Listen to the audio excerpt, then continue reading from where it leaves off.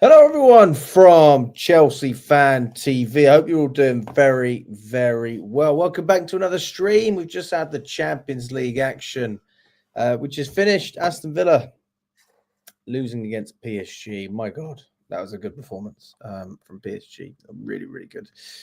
And obviously, Arsenal won yesterday as well, beat Real Madrid 3-0. And then you look in London, the west side of London, and you look at Chelsea. Do we have anything in common with those clubs right now? Maybe Villa, because we're competing for Champions League football with them, but I don't know. Difficult to look at Chelsea with a positive light, in my opinion. I don't know about you, Scott. I mean, we've had this discussion over the phone over the past sort of day or so. We spoke on the phone about it. I know you're a little bit more in the middle than I am. Obviously, I think it's a total mess. You're very much of the opinion that got to wait until the end of the season, see what happens. I'm with you on that. Like, of course, you've got to wait until the end of the season to judge anything. But ultimately, I'm looking at everything right now, and I'm seeing more bad than good, especially if you look at 2025. And I don't know. I just don't see that trajectory that I saw last season, even where, okay, we may have struggled, but then at the end, we came through stronger and we looked better. And I just feel like now we are going in a totally different direction. I think that those are kind of two separate points. I think on the way things are looking at the moment in terms of just everything, I'm in agreement with you. I think it's a mess, but I am waiting to have full judgment on certain people to the end of the season. And in terms of a comparison to last season, again, I'm going to wait until the end of the season because as things stand, this is miles better than last season. You can say what you want about performances, but ultimately, where we want to finish is in the Champions League. And as of right now, we are in the Champions League. As I said, I'm going to wait till the end of the season before making final judgment because that may change. You know, in the coming weeks, we've got hard games coming up,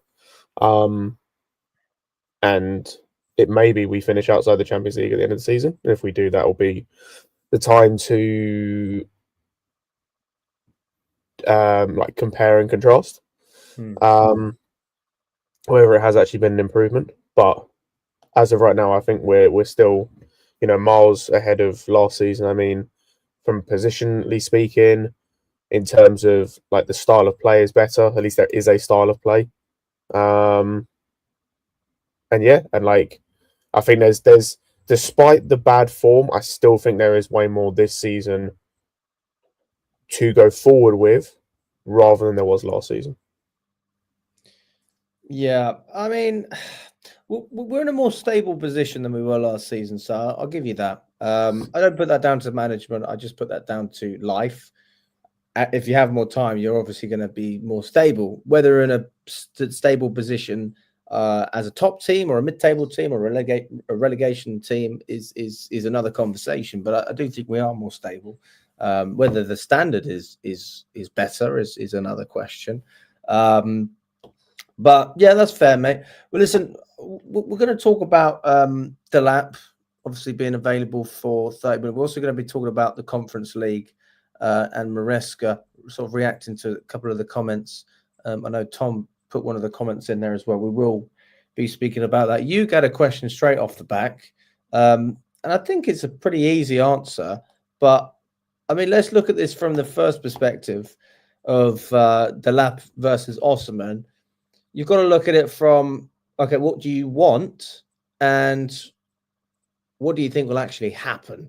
So I ask you both those questions. I think what happens is we get Delap, unfortunately. I think what should happen is Osimhen. I mean, those two players are not even in the same like stratosphere at the moment in terms of ability, experience, just everything. Like Delap could get there with time. He's another one of those like he could get there with time. He's having a good season with Ipswich. Was he 14 leagues? I think with them this season. Quite that many. I think he's more around sort of 12 that month. But it's still, mate, it's still impressive, isn't it? For It is, but many goals. He's on 12 league goals. But yeah, no, it's impressive for a pretty poor Ipswich side. It's obvious, like last season at whole, from everything I've heard, he was doing very well as well. With his loan, I think he was only there for 6 months in the end, but was good in the 6 months he was there. And so you've seen that but like he could get there basically, but that's a could get there. Osimhen is there right now, even with the dip last season with injuries and the poor form of like the whole team. Yeah, he's still there. He's about to win another league title. Like I think Galatasaray win that league title. He's about to win another league title. I haven't checked where he is in the scoring charts for a while. I know he was second. Who was first? That's a good question. I can't remember. It was actually. I think I remember. Let me check who it is because I think I remember who it was. I just want to check if he's still up there. Bear with me 1 second. There we go. Oh no, he's now first. So he's about to win another go. He's about to win another golden boot. He was second for a while. So yeah, he's about to win another golden boot potentially, another league title, despite missing some of the early parts of the season for injury, which is a legitimate concern. But as long as it's not too bad, I'm okay with it. Yeah, like there's just no comparison. So like, I'm expecting next season a title challenge. That's what I'm expecting. Delap is not the player to take us to a title challenge. It's just not right now. Might be in 2 years' time. Right now, he's not. Okay, let me ask you this question then. We get top 4. Fair enough. All right, the next stage is title. We don't get top 4. Delap is clearly going to improve our team. Mm-hmm. Are you still happy with that transfer? Because me personally, I haven't got an issue with it. I really don't. I have an issue with a lot of the things that the club do. Being linked with Liam Delap is not an issue for me. Look, when you look at standards as a whole, obviously Delap is nowhere near Osimhen, that level. And I mean, Victor Gorka is another player that people have spoken about. But then I guess your counter could be that, does he bring to the team what Chelsea need right now? And when you look at what Jackson does, being just an all-round good player to have, making life easier for his teammates, but not great in the air, Delap sort of matches that nicely because he's a different type of player, but he still causes a lot of problems. And I'm not sure that I see that as much with Victor Gorka, which is why he's not really in the conversation for me. I mean, obviously, I'd be very happy to have him. Like, top striker is a top striker, but you've got to look at the qualities that each striker has as well. If you've got a player that's good with his feet, have you got a player who can, poach the balls that we whip into the box? I don't see that with Jackson. I could see that happening with Delap. I could see it happening with Osimhen. And especially when you're competing against those low blocks, Osimhen more so than Delap, it's difficult to say, would be a player capable of finishing those chances.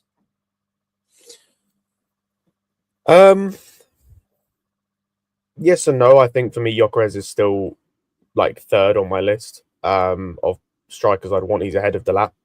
The only two I have ahead of him is Isak and Osimhen. Because like even if we don't get Champions League this season, I'm still expecting a title challenge next season because I think we've already shown that with a couple of small additions, this team is good enough to get top 4. Like, with a better centre-back, with Petrovic in goal, and with a better striker, this team, I think, is like not guaranteed, but more than capable of getting top 4. So I'm expecting next season, especially considering what happened earlier in the season. If what happened earlier on in the season hadn't happened, I'd maybe feel differently. We showed that we are capable, even with this squad and this manager, whether people like him or not, and these owners, we were on the cusp of challenging for a title. We were second. We were not that far behind Liverpool, I think, at the time, or whoever it was. But Tottenham were top of the table last season. What does that mean, Scott? They were top of the table for like the first 8 games, like first 8 weeks of the season. We were in and around there for a while. I don't understand this logic. You're not the first person who said this. Jacob said this as well. when I was speaking to him after Brentford, and I went, really? Is that the argument that we were top in December? Like, how many teams have been top in December and have never done anything afterwards? A lot of teams. Most They're teams not don't, by the way. memorable Most because they teams never who are fucking won top by anything. Christmas in December win the league. Sorry, mate? I said most teams that are top by December win the league. We weren't top, we were second, but most teams that are top by December win the league. I think there's only been 3 teams in the last 10 years that haven't. But no, it's not just that. That's why I said it's not expecting league titles and stuff, but we've already shown we can compete up there with the squad, is what I mean. So with the right additions, with an Osimhen, with the right centre back, with a quality winger, you could easily challenge for a title. Easily a challenge for a title. And as I said, I'm not expecting a title challenge, to win it. I'm talking you finish second, 6 points off top, or 7 points off top. That's a title challenge. And that's an improvement. And I think I would still expect that next season regardless. So for me, I'm looking at this window, and especially because this window is going to be so huge in terms of there's no turnaround. There's no waiting for Osimhen for the whole window. There's no waiting for Caicedo. There's no waiting for Enzo. You can't afford to do that. You've got 10 days in the Club World Cup. And while the Club World Cup's going on, we've still got the window. So you still need to be making moves that that can integrate for when they get back. Then we've got I think it's 3 weeks, depending on how far we go. We've got 3 weeks, and then the season starts again. There's very little turnaround this summer because of stuff going on. It's mad, isn't it? It's actually disgusting how. I mean, look, I'm all for. I totally agree with people who go, well, they get paid all this money. Players are in the spotlight all the time, and you know what? I think, like anyone, they deserve a break. And just from a physical standpoint as well, they don't get any time off because if they're not fit coming back into pre-season, they're going to get killed. So we can't afford to have an Eden Hazard situation where players are coming back with a bit of a belly. Although that could definitely happen. Man City is the same thing. I do totally appreciate that argument. I know it's separate from what we're talking about here, Scott. We've got to get our business done early. We're going to get our business done early. I think a big part of that is because of sort of the financial implications for the club anyway, and just having everything in order. This is not to do with us being really ambitious and wanting to get players ASAP. Although actually you could argue that as well because it is for the Club World Cup. But then why are we so ambitious with the Club World Cup? I think it comes back to money again. So who knows? We'll find out there. A couple of comments here as well. Fair play to you lads that live down south paying your hard-earned cash to watch Chelsea live. I can't even be bothered to watch them on TV. The most boring team in the league right now. Big up to you, SGM. PS says, is it just me or I saw someone put something in his nose on his... I have no idea. Jay says, I'm done with the potential waffle. Potential doesn't win you nothing. Well, I don't think that Delap is necessarily potential because he has proved himself to be pretty damn good this season with the third worst team in the league. So I think that if you can score 15 goals, and I probably back him to get another 3 before the season finishes, I would say that that's a really fucking good season, man. A really good season. And on top of the fact that he's worked with Maresca before, he comes from the Man City Academy. These are all positive signs for the player. This is not this is not a Jackson signing for me. This is nothing like, I'd never heard of Jackson when we bought him. Who the hell is this guy? And we'd never seen him compete in a league where we've been able to watch him regularly. You kind of just took Jackson and said, all right, well, see what happens. I've got something to back here because I've seen Delap. I've seen him bully us. I've seen him dominate us. And, some people would argue that that's not difficult because we were crap when we played Ipswich. But I would say that that's also, a testament to how well he played. And other games as well. One thing that we get from Delap straight away that I don't think we have with Jackson is a player who does not fuck around. He shoots. And that is something that you will love. Every Chelsea fan will love. I'm sure match-going fans will love him as well. He walks across that line. There's that fine line as a footballer. And I honestly think in modern day football, you really struggle to see players that are able to walk across that line and not get in trouble consistently. I think Cucurella is one of those players. I think he's great at sort of being on the cusp, but he knows exactly what he's doing. You could say Caicedo is the same at times, although he just does a lot of clean challenges, to be fair. Delap is a player that Chelsea fans will love. And I'm not saying he's anything like Costa, but he roughs up defenders. He walks that line, but he knows what he's doing. Because if he didn't know, he'd have a few red cards, and he hasn't got any. So there's a lot to like about this player. And I personally am a massive fan, especially when you look at the price tag. Now, money isn't everything, but it is something. And, it's something that I pay attention to. And I think that when you look at the options out there and you say, what is realistic for this Chelsea side? And, as much as I want Victor Osimhen, I'm not sitting here saying I don't want Victor Osimhen or Gyökeres. I want to be realistic. And I want to say that when I see a 30 million price tag, if Ipswich get relegated, you can't lie in saying that isn't fantastic business. It's great business. A 40 million was like, okay, fair enough. 30 million is like, I bite your hand off. Fucking brilliant price. I'm sure Ipswich only paid 25 million for the guy. So it's an extra 5 million on top of his existing fee that he already had. They only make 5 million. So in my opinion, that's great business. And then you look at the wages, he's on about 40 grand a week. That's easy to deal with.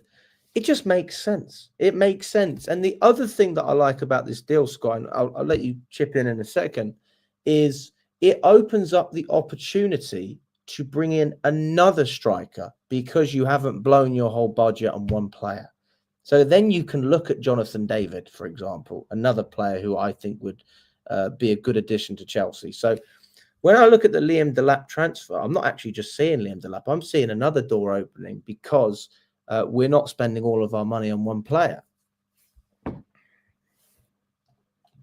don't know why you'd need another striker, though. Well, if we're playing Champions League or Europa League, I think that you'd have to rotate. I mean, look, when we lost Jackson and Guillou at the same time, we have no one. I think as a top team playing on all these competitions, I think that you need as much depth as you can get. So I honestly have nothing against having three strikers, knowing that we're competing in a serious competition as well. I'm hoping that's Champions League, but I would consider Europa League to be a pretty serious competition these days as well, just without the financial side that you get in the Champions League. But we don't need third striker. Like, even if we're in say we're in the Champions League, look what every other team does. City only have 2 strikers, and one of them they only signed in January. I don't know, man. I'm putting it out there. Liverpool have 2 strikers. I think that if the opportunity is there and if we can do it, I would personally have nothing against. Remember, Jonathan David, we can sign on a free transfer, Scott. I'd rather get Jonathan David than Liam Delap. I think Jonathan David is closer to getting us to a league title or closer to getting us to win things than Liam Delap is right now. Hey, we can certainly have that discussion. I'm not even against you on that. I haven't watched enough of Jonathan David to really, but I've seen the goals he scored. He's good with his left. He's good with his right. Doesn't seem to be particularly fast. He just seems like a player, just knows how to put the ball in the back of the net. Just a good finisher, to be quite frank. So, I mean, guys, if anyone knows anything more about Jonathan David, you watch the French league, let us know. But I'm not opposed to it. But I personally think that if the money is there, if it makes sense, if they're happy to fit into the wage. Also, do you know how much Jonathan David's on, Scott? Yeah, it's like 30 or 40k. It's not much. It's fucking nothing, mate.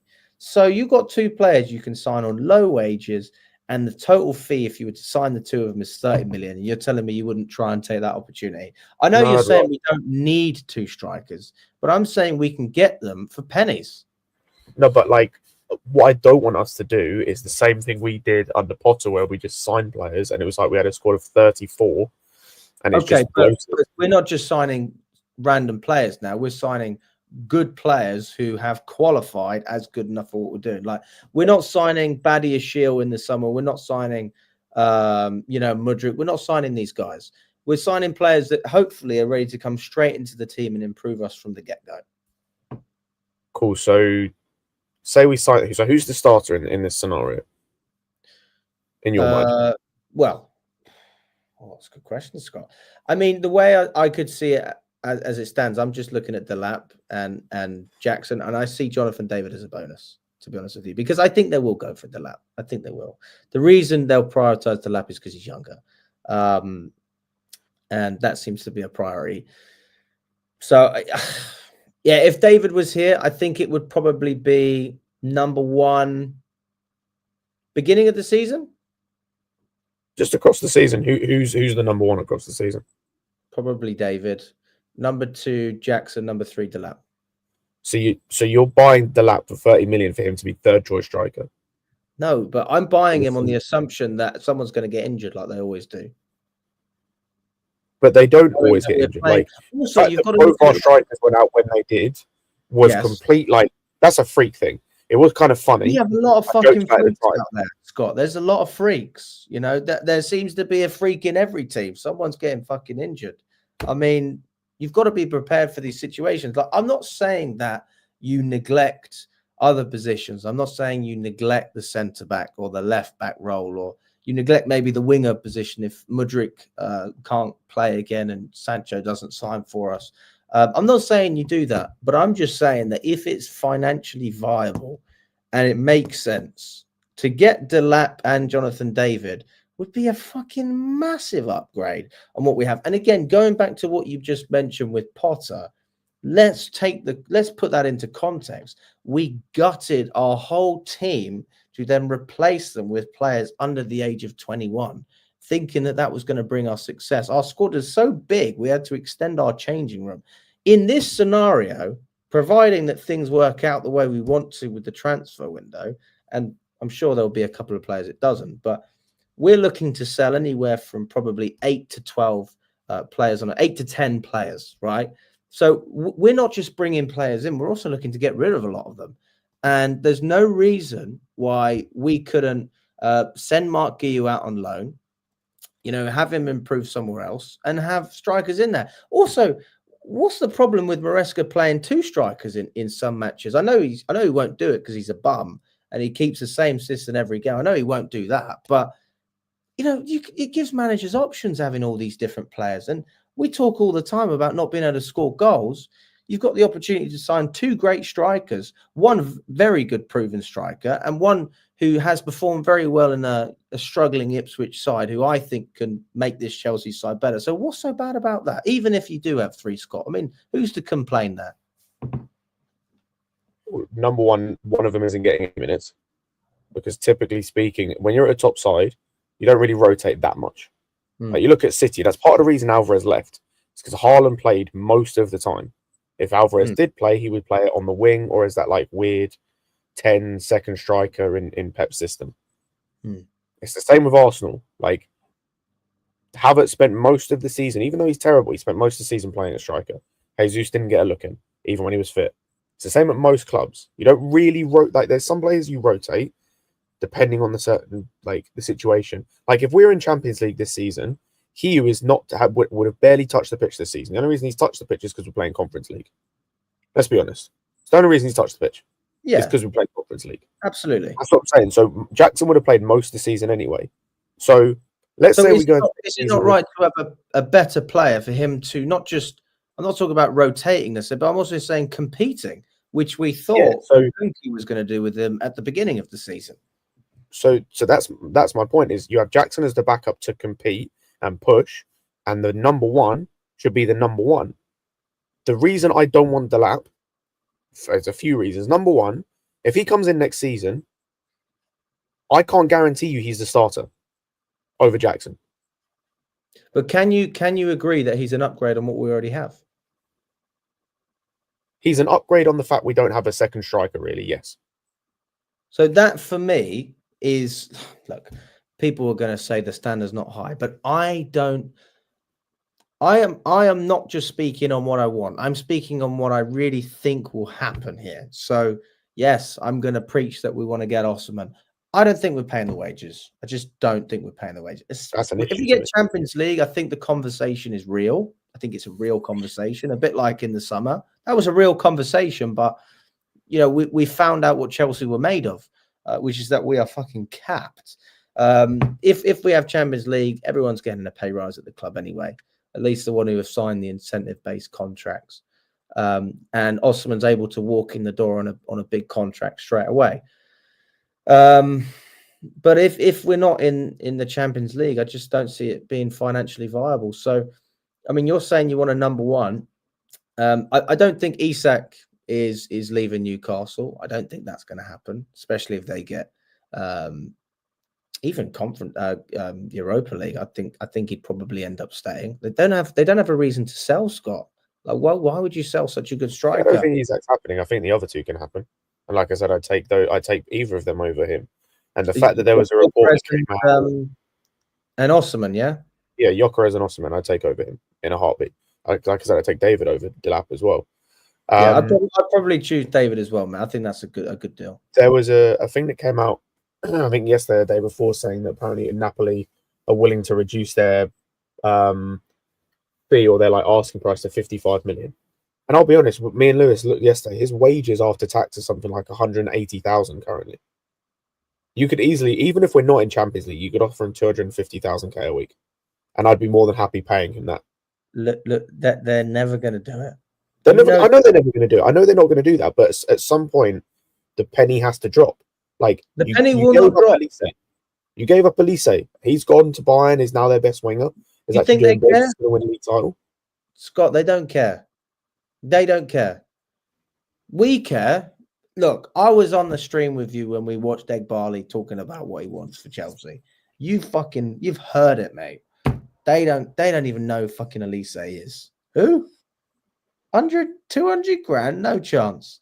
That you will never ever see Clearlake push above that wage cap without a guarantee of bringing that money in, because it's private equity, mate. Private equity is all about sustainable business models, profitable business models. And if you have high wages, you cannot prove that you're profitable. You can't do it. And that is why we will see either Delap or Jonathan. I think Delap is honestly the number one target. I think that Jonathan David will be another big target because he's free. And I think then you will see Gyökeres and Osman come into the fold. I don't even think Isak is in the conversation either. Like, people say it is internally, like, oh, we talk about him. We can talk about all the different things we want. Like, you follow X amount of girls on Instagram, it doesn't mean you're going to shag them. That's how it is. So you might double tap, but are you sending them a DM? Are they replying to your message? Fuck no.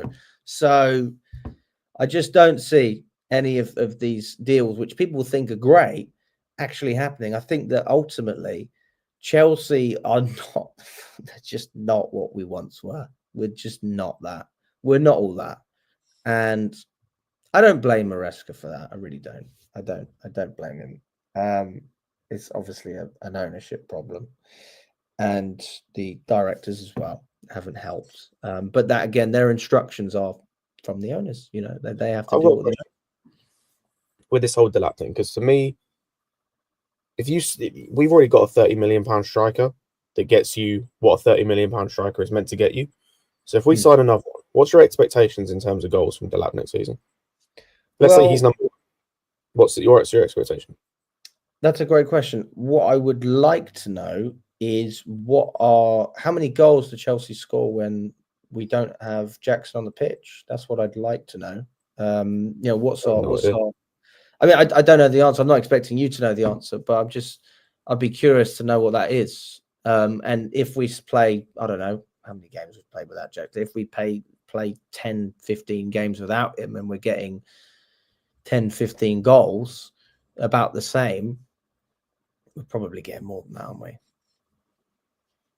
We're probably getting more. If we're playing 10 games without Jackson, we're probably scoring at least double. Yeah, I would presume that. I don't have the stat off the top of my head. Let's just say we scored 20 goals without Jackson. That means you've got your wingers chipping in, your midfielders as well and whatnot. And also some of those games may have been against really poor sides. I'd probably expect to add another 10 to that with a decent striker, because you've got a man who you can count on to put the ball in the back of the net.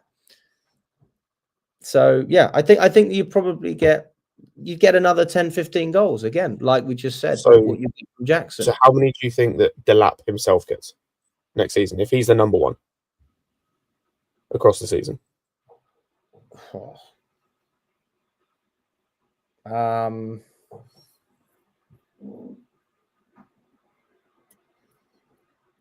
I would see Delap scoring more goals than Jackson.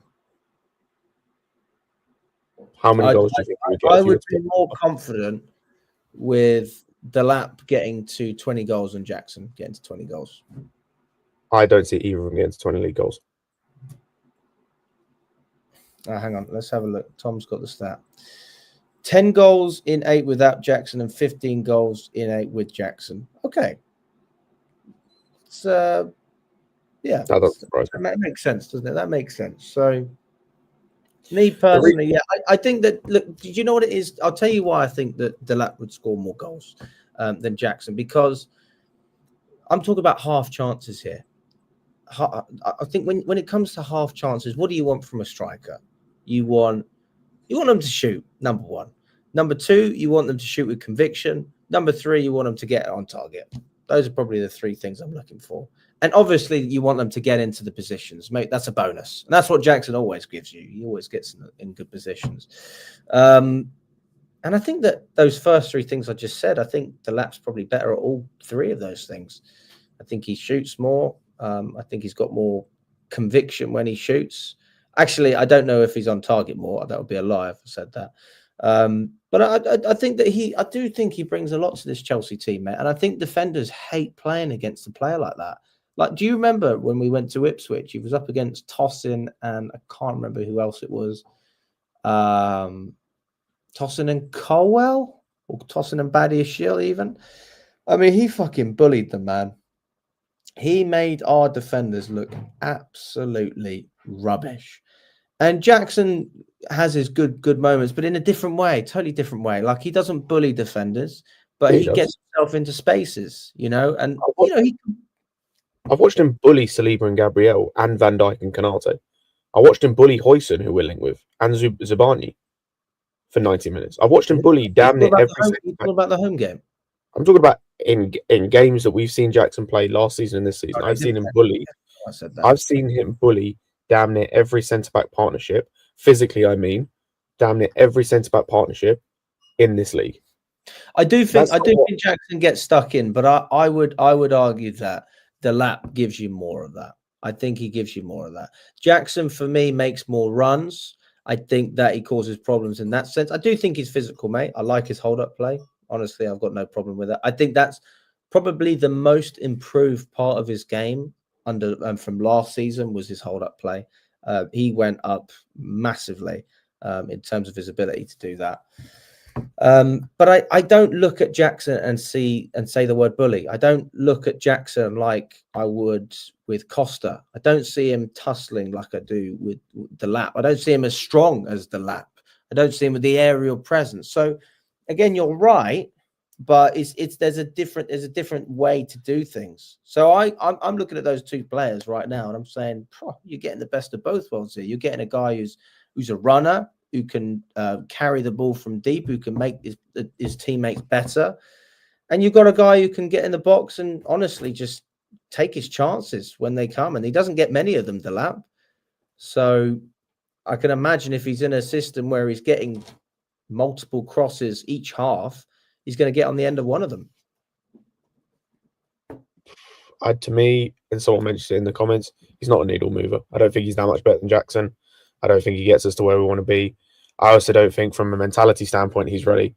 Like, that's the biggest issue I have in all this, not even on a technical level, is the difference between playing for Ipswich, having no pressure week in, week out, playing for one of the worst teams in the league in their first season back in the Premier League in years.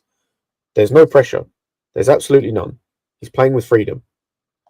Going from that to going to play for a Chelsea, an Arsenal, a Liverpool, a Tottenham, by the way. Someone mentioned it again earlier as well. Look what Solanke is doing this season. I understand it's a terrible Tottenham team, the pressure's different playing for Bournemouth. Like, it's just different. It's not the same. And you see what he's doing, which is nothing this season.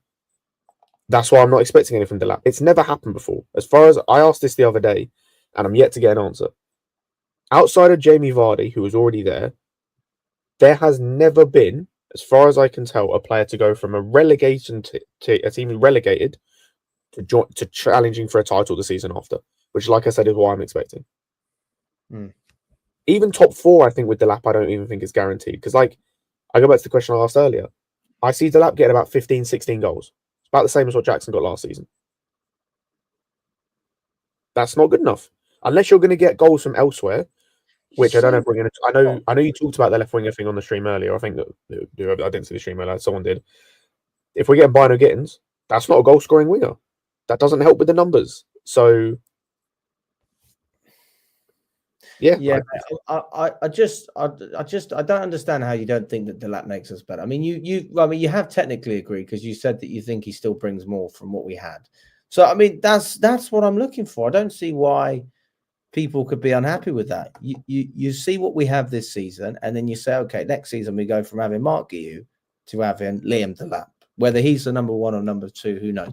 That is a clear upgrade for me. Then the answer is, or the question is, all right, what could we have got Osman for? What could we have got Gorkrez for? Did we flop? And if the answer is yes, then the conversation is just around how unambitious we are. And the fact that we went for the Tottenham deal rather than the Chelsea deal. We went for the cheap option. And I think that's, a totally different conversation. But if we're in a position where we're being priced out on one side and, Delap's the best option out there, then I don't have a problem with it, mate. I don't have a problem with it. I just think he brings something different to this team. It's not just about numbers, Scott. It's also about how he gets the numbers. If you look at, let's just say, Pedro Neto and you compare him to Sancho, totally different types of players. And that's not a bad thing to have. Like, whether they produce numbers or not is another question. But when you've got Pedro Neto, you've got a workhorse, someone who's going to press, track back, whip a lot of crosses in. He can get a couple of goals. And then Jackson's really someone who wants to link up a little bit more, not making as many runs. So to have that variety with your strikers as well, I don't see that as a bad thing. I think that's a positive for us. I think it gives the manager more options. I could see Delap being a great option off the bench when we're a goal down and you need someone to get on the end of a set piece. There's a lot of positives to this deal. If we were talking again about a 40 or 50 million pound transfer, I'm totally with you. It's not worth the money. But I think for what you're paying, you're getting something that's good enough to put Chelsea in a position which we can be in the Champions League. I don't think we're challenging for the title next season. So you talk about that, Scott, as if it's realistic. I don't see it. We should be. And I think you go back to I just want to go back to something you said just a moment ago. You said if the Delap comes off the bench, he can get you something. That's already an issue. That's the issue for me. If we're getting a striker next season, it should be to be the guaranteed number 1 starter in this team. If Delap is that guy, whatever, so be it. If David's that guy, so be it.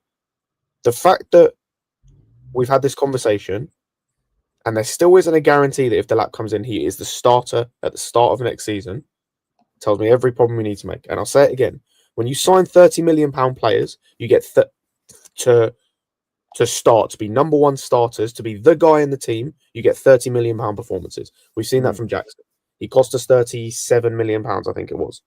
And he's been good, but he's been a £37 million player. That's why we're looking for another striker. No, so I mean, make a fair point, mate. Absolutely. And I'm a fan of Jackson, but again, you get what you pay for. Totally agree with you on that. I haven't got anything to say regarding that. Did you see what Matic said about Onana? I did. That was funny. That was so jokes. That was so funny. Did you see Onana's response? Oh yeah, he's like, at least I won trophies with the best team in the world. And I was like, you do realise Matic won the Premier League with us? Like, yeah, and I don't know.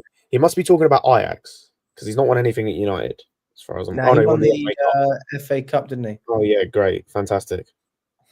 with a shit United team. Okay, Oh, no, man. Like, I'm so. Bro, we all got fooled by that Champions League final. Well, not all of us, because there were some people didn't want him, but I got fooled by that Champions League final, man. He is terrible and his attitude stinks. Oh my word. I'll be honest with you, Scott, as well. Like, we'll move on from the lap. We've got to talk about Maresca, mate. This is the quote that he did before today. We have shown them some type of environment in this stadium so they can adapt. The players have to think they are lucky to experience these kind of games. Yeah, thoughts? I think I can understand what he was trying to say. I think, but like, there has to. How do I word this? There has to be some level of like critical thinking done beforehand before you say this, because like, I think I understand what he's trying to say in terms of like for like European away days. I think is what he's getting at. I think, but yeah, it's the Conference League. Like, Scott, at the end of the day, don't try and justify this, please. I'm not like that's what, like, I'm not saying that I justify it. And like, as I think this isn't language. This isn't anything. Like, I think he was trying to get a message across, but what he said is just such a stupid thing to say. Like, I said, you could have. He should, like, if he's trying to get a message across, and I'm Paul, happy with that. The way you've worded this is very bad. You could have worded this better. Like, you could have worded this a lot better than you have done. Oh, mate. Yeah, like, I agree with Jason. Maresca ain't it. I mean, do you know what, mate? If you want to inspire confidence, that is what you fucking say to the players, boys. That is what you say. We are lucky to be playing in the Conference League. Even though, 4 years ago, we won the Champions League. Brilliant. Fantastic. So there you go. This is the new Chelsea. This is what we are, mate. Look, let's just imagine that. I don't know what the question was as well, actually. I'd love to know what the question was. But let's just presume that the question was something to do with, what do you think about the atmosphere that you're going to be playing in Poland? Something like that. That's probably Maresca's response. If Thomas Tuchel had been asked that question, in fact, fuck it. If Poch had been asked that question, like, I don't think you would have had a response like that. I think but he would have done. Fair enough. I don't. I think know. Potter would have had the same response. I think this is an issue that like goes deeper than the manager, and I think we've seen it this season. Fair. All right. Well, let's just go back to the elite ones then. Thomas Tuchel, you wouldn't hear that crap. Oh, yeah, Thomas Tuchel wouldn't have said this. Mate, they would have been like, listen, we're here, we need to win it, and then we need to get back into the Champions League. That's what he would have said. But, I mean, listen, you can't. The standard has been set from above, and the manager's just carrying out his instructions, isn't he? Jemir says the fans out there are immense. He meant the atmosphere, the young players have to deal with it and learn about the opponent. That's fair enough. I think that's what I said. I think it was it was meant to be a comment about that, of like going to like on a European away day, going to somewhere where the crowd's going to be fierce. But like I said, it's the way he's worded it. It's just really poor, and it just comes across in such a stupid way. Which is like he should have thought about what he was going to say way more, which obviously is hard in press conferences all the time. You don't know the question's going to come. Yeah, as I said, I think the message was there. Just like I said, just word it better, man. Just like, because like that first sentence, if you take the first sentence, that's fine. Like, you're setting yourself up to have a good answer to whatever the question was. Like you said, say it was a question about how to deal with going to Poland away or whatever. It's then the second sentence like completely fucks it up. And there has to be a way that you can say that better. Like, there has to be a way you can say that better. How would you say it, Scott? How would you say it? I don't know, because I'll be honest. Like I said, I can't think of a way to like word it better because I'm not in that moment and I don't know how to like. I don't know what I'd say in that moment, right? And this is why I say it's role play. Say again? No, like, because at the end of the day, right? I know we take the piss and whatever, and I know people will get on his back, but like in press conferences, and I mean this for every manager, it's hard, right? You don't know what the questions are going to come. you've got to just react and answer them in a way, especially like for foreign managers, and this goes across the board where English isn't your first language. Like it is hard, but find a different way to word that, man. I don't care what you say, as long as you don't say something that's like this. Like say that I'll tell you you what, just Scott. drown the noise out, whatever, man. Hey, Scott, I'll one up you there, mate. Have a look at this one. Tricky stadium, tricky game, sunny day. The pitch was dry. They tried to kill the tempo of the game. So for me was a complete game. But overall, as I said, I think we did enough to win the game. We shot more than 20 times, and probably the only thing we missed has been the goal. But overall, happy with the performance. Happy with the performance. Happy. Yeah, that one ain't the one, Chief. That was fucking horrendous, mate. You know, the truth is, like, I'll be honest with you, Scott. Being someone that has never felt this way about a manager at Chelsea, I really have never felt this way. I supported Sarri, supported Conte, supported Potter up until he got sacked. I mean, it was basically the Villa game where he lost me, to be fair. Supported. I mean, Lampard was never going to be the manager. Supported Poch, but I can't support this guy. I can't do it. I can't do it, mate. I find it nuts that you can't support him, but you supported Potter and Poch. I just find it nuts because he's not worse. Well, Potter. I just want to be very clear. Potter did lose me. Like I wasn't. That's there. fine, but He up lost until me. When did he get sacked? It was something like the Villa game. Like us. Let's just put it like this, Scott. When he got sacked, I celebrated. That's cool. So, let's say Poch. I still can't believe that you he's lost you and Poch didn't lose you out at once. I just find that nuts because he's not worse. We're in a better position. We're basically the same team. He finished the season in a respectable way. Ultimately, if he hadn't have finished in like European spot, I would have been happy for him to get sacked. But he did enough to keep his job. That was always my opinion. He didn't know. He spent the entire season outside the last 5 games not playing his style of play and just doing the same thing Maresca's doing. That's like saying that, you know, you didn't have possession in the cup final, but then at the end you nicked a goal. Fuck it. Who cares? It's not, though. It's not the same. He spent the entire season. Got the job done. We're in the Conference League because of him, by the way. We went to 12th, and then we went from 12th to 6th. We gutted our squad. We ripped all of the experience out of this team. We brought in shit players and shit directors. We had no stability the season before, and that was as stable as it was ever going to get. So when people say, oh, we've got more stability now, it's like, fucking hell, man. It's not hard. All you need is a squad that have been together for a couple of years. Like, we didn't even have that last season. So Maresca's had a much easier ride than Poch could ever had. And Potter had the worst ride of them all. I think that you put any top manager in the position that Potter was in, we would have still had a shit season. Like, it wouldn't have changed. I don't think we would have had a shit season, but I do get the point. Yes. Okay. So yeah, I'm not saying we would have finished like 12th like we did, but we probably wouldn't have finished 9th or 10th. It wouldn't have been much better. So what have I got to back with this guy, Scott? What have I got to back? Like, people say, you know, oh, you shouldn't have trusted Poch. I did a show yesterday or the day before on CVs, mate. If CV alone is a reason for me to trust a manager, Maresca's the last manager I'm trusting at any football club. You know, he scraped the league at Leicester. He got sacked after 14 games at Parma, if I'm not wrong. And he's got no credentials as a first-team man. He's got no credentials. Honestly, I struggle to see Premier League clubs employing this man, let alone Chelsea as a whole. I look at Thomas Frank's CV and I see something that's more impressive than Maresca. Honest to God. That guy climbed the football pyramid with Brentford and brought them to the Premier League from League One, if I'm not wrong. Graham Potter went from the fucking 4th or 5th division in Sweden to getting the Chelsea job.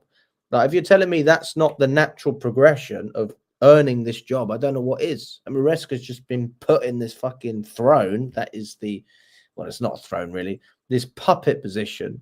And, people are expecting him to be really great. And just because he has a system which looks good when it works, but it doesn't work most of the time. Like, I don't see why people trust it. I listen to what he sees in the press, and I think, fucking hell, mate. I see what the team does on the pitch, And I think, well, that's boring. That doesn't look good. That's rubbish. I see the way he manages individual players, like your Vegas, like your Felixes, like your Nkunkus, even Palmer, to be honest with you. I think that, would be a lot better on the right-hand side. I think that you've moved Palmer, you would have got more out of Felix and Nkunku this season. I think Jackson's, he's not really improved much under Maresca. So, I mean, the list goes on, mate. I could go on and on. I could talk about the fucking goalkeepers. I could talk about the fact that, he doesn't inspire anything in terms of the way he speaks. The fact that he lied to us about top 4 and then said it was clear. There's so many fucking things that add up to me in my head. And I just think, like, why are we defending this guy? Like, he is in a difficult position, no doubt about it. And you have to respect the fact that he's in a tough spot. But when people say that I should back this guy, I say, why? And if the only reason people can tell me it's because we were second in December, I'm sorry, it's just not good enough. Like, if you proved over multiple seasons that you could compete at this side of the table, being on top, no problem. I don't have any proof with his career. I don't have any proof of anything. So it's just mate, he's a fucking championship manager. As far as I'm concerned, he has not proved himself to be anything less than a championship manager. I'll be honest, if he's a chat, like, for me, this all just comes down to, like, you can not be a fan of Maresca. That's cool. Like, I don't really care at the end of the day. As far as I'm concerned, we should hire Daniel Fark. Based on what?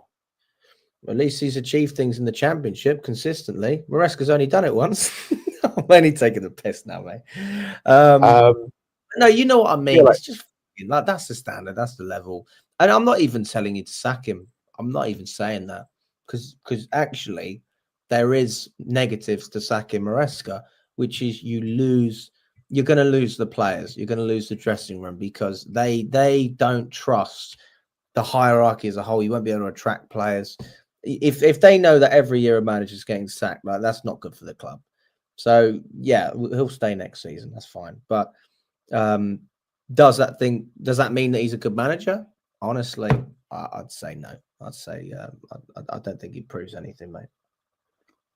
Again, at the end of the day, like, this is why I said I'm going to judge at the end of the season, because, like, already had obviously the end of the season will be the determining factor.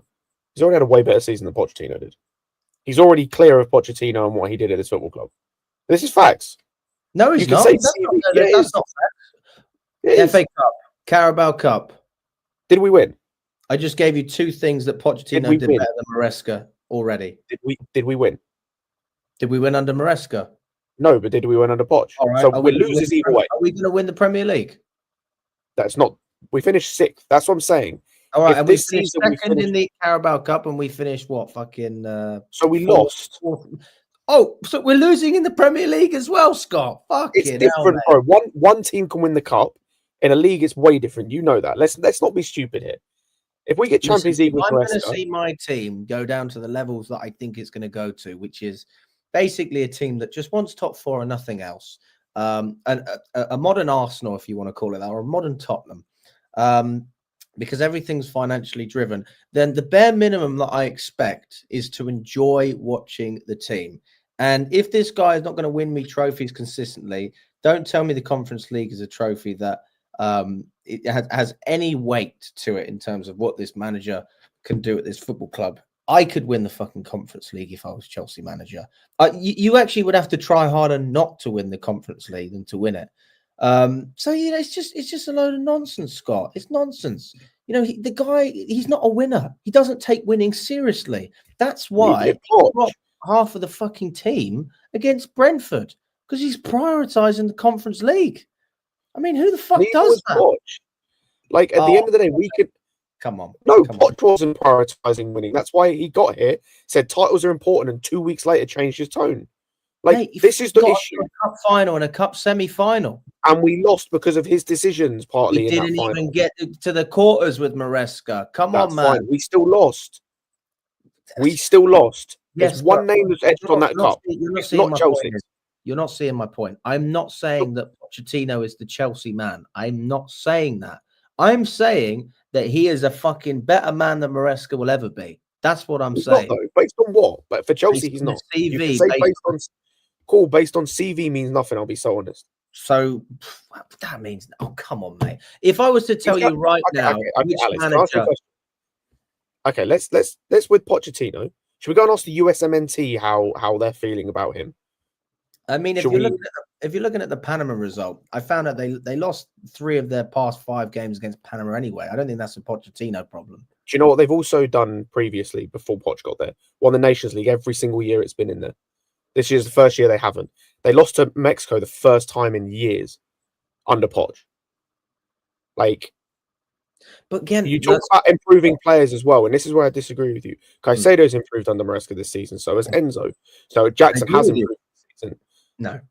Yes, he has. Cucurella is better this season under Maresca. Way better than this season. Cucurella was good last season. He improved, and he's kept that way level. better this season. He's kept that level, definitely. Mudryk improved under Maresca before he decided to do drugs. True. Madueke's improved under Maresca. Neto Sancho went there. That's irrelevant. And Kunku hasn't, but I'll be honest, he's kind of crap anyway. Felix wasn't here. I'm going for the rest of the team. Yeah, Kuku's got worse, but he's terrible anyway. No, honest. he's one of the best players in world football. He's terrible. I'd rather take Havertz and Werner back over and Kunku. I'll be completely honest with you. I'm being genuinely serious. He's awful. Lavia at least has managed to stay fit. In terms of ability, he played 1 game last season. It's hard to really say whether he was better or worse this season. He played like 14 this season, hasn't he? Yeah, I think he's managed to stay fit more at the very least. That's something that has improved is the injury record. Leslie went. Colwell was Colwell. He had improved and then got worse. I just think that it's very minimal to say that.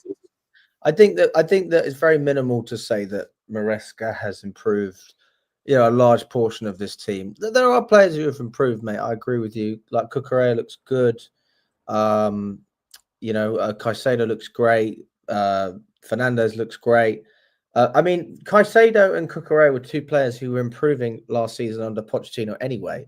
They started off a little bit slower and then they grew into the season. Like, that is progression. That's the definition of improvement. So I can't see why people wouldn't say that. Jackson, if you look at where he started and where he finished, you could see like a clear difference. If you look at Jackson's past 8 games, I don't think he scored. And this is obviously before he got injured. Just a number of things, man. Like, I would love Maresca to prove me wrong, and I have no problem with it. I really don't have an issue with it. But when I talk about CVs are important because that's why you hire a manager in the first place. Because you can see from a CV what they are going to bring to your club based on what they did at other clubs. That's what you can see. And I don't have any of that with Maresca. It's like, Scott, you work in, you do customer care all day, right? You speak to people on the phones, right? If I said to you, if you said to me, Scott, like, I've done a year of, I don't fucking know, football coaching at this kids team, and I had a much better team. You did under 10s and I had an under 18 squad. Let's just put it like that. I was like, Scott, I want you to be the manager. You did really well with the under 10s. Like, do you feel like you're qualified to take on that role that I've offered you? Based on the fact that you have 1 year of experience managing an under 10 side. Depends how well you think you did, I'll be honest. Like, I think judging internally, I think, is always different to perception outside. I mean, it's all examples. Obviously, it's not the same. No, I agree. And I think on the CV stuff, I hear your point, but I think we've seen, and I think someone mentioned it in the chat earlier, we hired someone who had the experience of climbing up, was going to be the next big thing. That didn't work. For whatever reason, whether his fault, the owner's fault, players, didn't work. We hired someone with the big CV who had at least one thing. It might have been Ligue 1, but he won something. That didn't work. And he showed himself to be quite bad and very Spursy in points. Outside of what they did with Maresca, the only other option was hiring someone with a proven CV in terms of winning stuff, which there just aren't that many out there. Like, we passed on the Enrique thing, and I think that's been proven to be a mistake. But I'll be honest, if we'd have signed Enrique, it would have been very similar football to begin with. The Nagelsmann thing, again, that's not proven in terms of winning stuff. The CV is better. I 100% think it's not proven winning stuff. Unless you're going for an old dinosaur, and I think they're proving themselves. Mourinho doing no better with Fenerbahce than their previous manager did. Mancini got sacked at Saudi Arabia. And now I think he sacked from Saudi Arabia internationally, and I think he's now managing a Saudi Arabian club. I could be wrong. But he's doing something. He's fallen off. Ancelotti. Did we see the result yesterday? Have we seen what Real was done this season and how? Yeah, and how like, he could be gone and go managing Brazil and smoking cigars in Rio. Like, so many of these top managers are past it, over the hill. So while I agree the CV isn't there, unfortunately, like, unless they're going to go and get, like you mentioned, Frank. I just went and looked at his CV. His CV is failing at Brøndby in Denmark, and then joining a Championship Brentford, who he did get to the Premier League, and who I think the highest he's ever been with them is like what, 10th? It's more impressive than Maresca's CV. It's for me, it's negligible. It's negligible. They both got promoted from the Championship. It's just Frank's had a couple. Maresca did it with the best side in the Championship by far, with the most money, and almost didn't win the Champions League. He almost missed out. I think it was Ipswich by a couple of points. You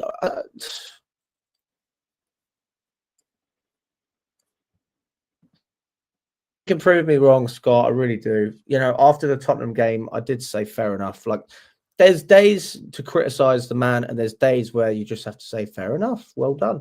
I'm not here to constantly berate the guy, but I'm being proven day after day that a lot of the things I'm saying in terms of his mentality, the way he sets the team up, like, it's just not good, mate. It's not good. And maybe, just maybe, those things will turn out in a year or 6 months and it will all click and people will go, Alex, you didn't know what you're talking about. Fair enough. It's not a problem for me. I want Chelsea to win. So if they win, great. It's in my best interest to be in the Champions League because I go to these games. I don't want to fucking go to Warsaw. Although I'm not actually going to Poland. I decided not to. Not because I hate Maresca, just because more financial. I know we're going to Poland anyway. I was like, I'm not going to go twice. So, yeah. Well, listen, guys, smash the like button. What's that, mate? Playing the same stage if we get to the final. I just realised that if we do get to the final, which we should do, we're going to play in the same stadium. I think. Same stadium. I think it's the same stadium, unless they got two stadiums in Warsaw. I don't know if they've got like a Olympic stadium. I had no idea about that. No idea. So fair enough. If that's the case, fair play. Listen, guys, we've got about 60 of you in the chat. Smash the like button if you haven't already. Let's get up to 60 or 70 likes. I have no idea what we're on. We were on about 90 people at one point. Listen, let me know in the comments if you agree or disagree with anything I've said or anything Scott have said. Are you Maresca in, Maresca out? Do you think he's prioritizing the Premier League over the Conference League or the other way around? And where do you see Chelsea finishing this season? Listen, guys, appreciate your time. Scott, thanks so much for coming on, mate. Really appreciate it. And we will catch up very, very soon. All the best.